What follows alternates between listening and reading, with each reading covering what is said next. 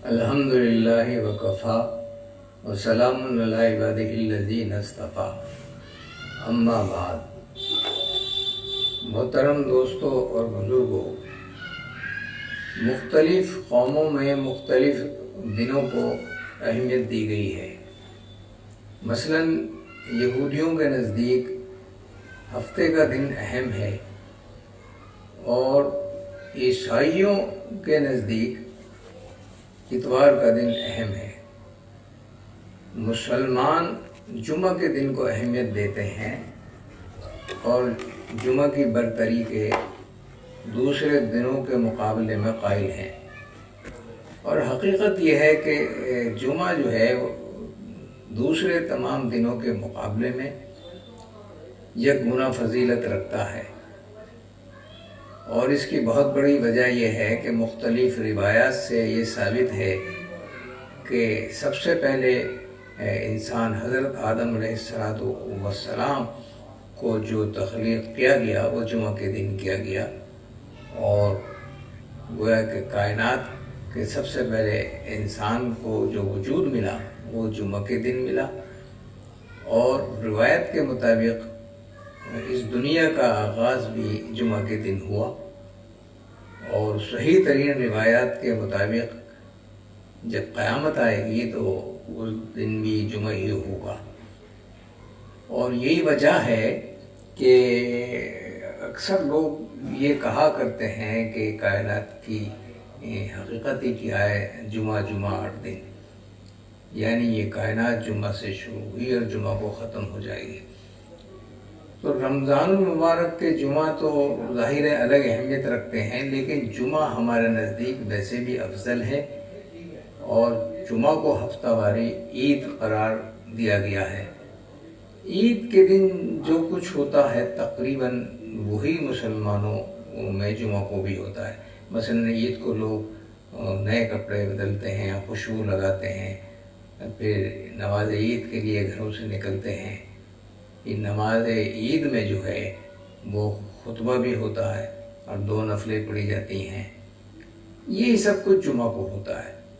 نئے لباس نہ صحیح لیکن اچھے سا اچھا لباس پہن کر لوگ جمعہ کے دن نمازوں کے لیے نکلتے ہیں، خوشبو لگاتے ہیں، اور جس طریقے سے عید کی نماز کے بعد مسافہ کرتے ہیں، بہت سے علاقوں میں جمعہ کے دن بھی جمعہ کی نماز سے فارغ ہونے کے بعد مسافہ کرتے ہیں۔ عید کی نماز میں بھی خطبہ ہے اور 2 گنا ادا کی جاتی ہیں، اور جمعہ کے دن بھی یہی ہے، خطبہ بھی ہے اور 2 رکعتیں ادا کی جاتی ہیں۔ فرق صرف اتنا ہے کہ جمعہ کے دن خطبہ جو ہے وہ نماز سے پہلے پڑھا جاتا ہے، اور یہ شرط ہے، اگر خطبہ نہیں ہوگا تو نماز نہیں ہوگی۔ عید کے دن خطبہ نماز ادا کرنے کے بعد پڑھا جاتا ہے، لیکن یہ شرط نہیں ہے، یہ صرف سنت ہے۔ اگر عید کے دن خطبہ نہ پڑھا جائے تو نماز ہو جاتی ہے۔ تو جمعہ اور عید ایک دوسرے سے ملتے جلتے ہیں، اس لیے جمعہ کو ہفتہ واری عید قرار دیا گیا ہے۔ جمعہ رمضان میں جب پڑتا ہے تو اس کی اہمیت بہت ہوتی ہے۔ اصل میں یہ ہے کہ رمضان میں وہ تمام حضرات بھی مسجدوں میں آنے لگتے ہیں جو عام دنوں میں نماز نہیں پڑھتے، اور رمضان کے جو جمعہ ہیں وہ ان میں مسجدیں کھچا کھچ مسلمانوں سے بھری رہتی ہیں۔ پھر آخری جو جمعہ ہے اس کی بڑی اہمیت مسلمانوں میں سمجھی جاتی ہے۔ دیکھیے، شرم تو کوئی بہت بڑی اہمیت جمعہ کی اسلام میں نہیں ہے، لیکن یہ ہے کہ الوداع جمعہ کو مسلمانوں میں بڑا اہم سمجھا جاتا ہے۔ اکثر و بیشتر لوگ نیا لباس پہنتے ہیں اور بڑا اس کا اہتمام ہوتا ہے۔ افطاریاں بھی اس دن بہت بڑھتی ہیں۔ اب چونکہ لاک ڈاؤن کی وجہ سے تمام رمضان سونا گیا، اور کوئی بھی جمعہ مسجدوں میں ادا نہیں ہوا، اور اگر ادا ہوا تو چند لوگوں نے جمعہ کی نماز پڑھی، تو یہ آخری جمعہ بھی جو بڑی شان و شوکت کے ساتھ منایا جاتا ہے مسلمانوں میں، وہ پھیکا پھیکا ہی رہے گا اور لوگ گھروں میں نماز ادا کرنے پر مجبور ہوں گے۔ لیکن محترم دوستو، وہ آخری جمعہ سے ہمیں ایک سبق لینا چاہیے۔ وہ یہ ہے کہ آخری جمعہ جو ہے وہ خوشی کا کوئی مقام نہیں ہے، خوشی کا دن نہیں ہے، بلکہ ایک اعتبار سے الوداعی جمعہ ہے، تو یہ غم اور رنج کا دن ہے کہ رمضان کا ہم آخری جمعہ ادا کر رہے ہیں، اور وہ رمضان جو رحمتوں والا مہینہ تھا، جو برکتوں والا مہینہ تھا، جو مغفرتوں والا مہینہ تھا، وہ ہم سے رخصت ہو رہا ہے۔ ایک جمعہ ہی نہیں بلکہ آخری ہفتہ جو ہوتا ہے رمضان کا، اس میں ہر دن آخری ہوتا ہے۔ سنیچر بھی آخری ہوتا ہے، اتوار بھی آخری ہوتا ہے، پیر بھی آخری ہوتا ہے، اسی طرح جمعہ بھی آخری ہوتا ہے۔ اور اس جمعہ کو آخری جمعہ ہم یہ سوچ کر اگر پڑھیں تو اس دن جو ہم عبادتیں کریں گے ان میں ایک عجیب لطف ہوگا۔ ہم یہ سمجھیں یہ ہماری زندگی کا آخری جمعہ ہے۔ ہو سکتا ہے کہ اگلے سال تک زندگی رہے نہ رہے تو پھر ہمیں رمضان میں جمعہ نصیب ہونے والا نہیں ہے۔ ہم اس کو صرف رمضان کا نہیں، اپنی زندگی کا آخری جمعہ سمجھ کر جمعہ کی نماز گھر میں پڑھیں یا مسجد میں پڑھیں، یہ سمجھ کر پڑھیں کہ ہماری زندگی کا آخری جمعہ ہے، اور پھر رمضان ہماری زندگی میں آئے نہ آئے۔ اور رمضان کا ہی آخری نہیں، جب ہم اپنی زندگی کا آخری دن سمجھیں گے تو خواہ وہ عام دنوں کا آخری دن ہو، آخری جمعہ ہو، یا رمضان کا آخری جمعہ ہو، تو ایک ڈر اور ایک خوف اور اللہ سے ایک امید وابستہ رہے گی۔ انسان کو زندگی ایسی گزارنی چاہیے کہ وہ ہر دن کو آخری دن سمجھے، اور ہر سال کو آخری سال سمجھے، اور ہر لمحے کو اور ہر پل کو یہ سمجھ کر گزارے کہ شاید یہ زندگی کا آخری پل ہے۔